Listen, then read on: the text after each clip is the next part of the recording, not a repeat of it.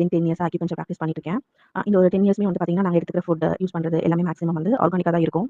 இது வந்து நாப்கின்மே வந்து பார்த்தீங்கன்னா, பிஃபோர் நான் யூஸ் பண்ணது எல்லாமே ஆர்கானிக் நாப்கின்ஸ் தான். பட் அதுல எல்லாமே நல்ல ரிசல்ட் தான் இருந்தது. பட் அதையும் தாண்டி ஒரு எக்ஸ்ட்ரார்டினரி ரிசல்ட் வந்து நான் இப்ப பார்த்தது, மாம் ஆனியான் நாப்கின்ல எனக்கு கிடைச்ச ரிசல்ட் பார்த்தீங்கன்னா, ஒரு ஹேப்பி ஷேரிங் தான்.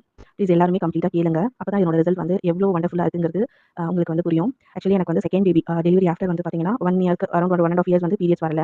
யூசுவலி ஒரு சிலருக்கு 1 இயர்க்கு வராது. ஒரு சிலருக்கு 1 1/2 இயர்ஸ் வராது. It depends. ஸோ அந்த மாதிரி இருக்கும்போது ஆஃப்டர் எனக்கு ஒரு 3 சைக்கிள்ஸ் வந்தது 1 1/2 இயர்ஸ் ஆஃப்டர். ஸோ அப்பயும் வந்து பார்த்தீங்கன்னா, ஒரு நார்மல் யூசுவலி ஒரு 3 டேஸ், ஒரு 5 டேஸ் அந்த மாரி ரொம்ப ஹெவியா இல்ல. ரொம்ப மைல்டா ஒரு ப்ளீடிங் ஆயிட்டு ஸ்டாப் ஆயிருச்சு. ஸோ இதுல வந்து எனக்கு ஆஃப்டர் டெலிவரி சரியான ப்ளீடிங் கிடையாது. ஹெச்பி வந்து கொஞ்சம் ரொம்ப கம்மியா இருந்ததால.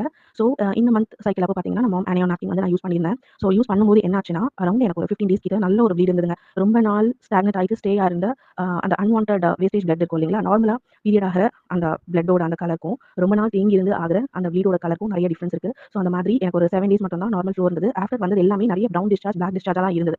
ஸோ இன் பிட்வீன் எனக்கு வந்து நாப்கின் வந்து காலி ஆயிடுச்சுங்கிறதால என்னோட ஓல்டு நாப்கின் ஒண்ணு நான் யூஸ் பண்ணேன். அது யூஸ் பண்ணும்போது என்ன ஆச்சுன்னா, சுத்தமா ப்ளீடிங் வரல. ஒரு 10த் டே 11த் டே அப்போ கம்ப்ளீட்டா ஸ்டாப் ஆயிடுச்சு. ஆகல.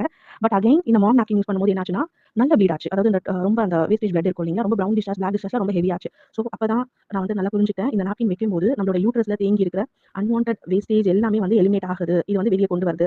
நல்ல வந்து ஒரு ரிசல்ட் வந்து இந்த நாப்கின்ல இருக்குங்கிறது புரிஞ்சுட்டேன். இப்போ வந்து பார்த்தீங்கன்னா, எனக்கு ஸ்டொமக் ரொம்ப லேசா இருக்கு. பிளஸ் இந்த வாட்டி எனக்கு ரொம்ப ஹெவியா ஸ்டொமக் பெயினோ, பீரியட்ஸ் டைம்ல இருக்க அந்த இஷ்யூஸோ எதுவுமே கிடையாது. ரொம்ப நல்லா ஃபீல் பண்ணேன் நானு. ஸோ ஷூர் எல்லாருமே இந்த மாம் ஆனியான் நாப்கின யூஸ் பண்ணணும். எல்லாருமே அவங்களோட யூட்ரஸ சேஃபா பார்த்துக்கணும் அப்படிங்கிறது என்னோட ஒரு கைண்ட் ரிக்வெஸ்ட். Thank you.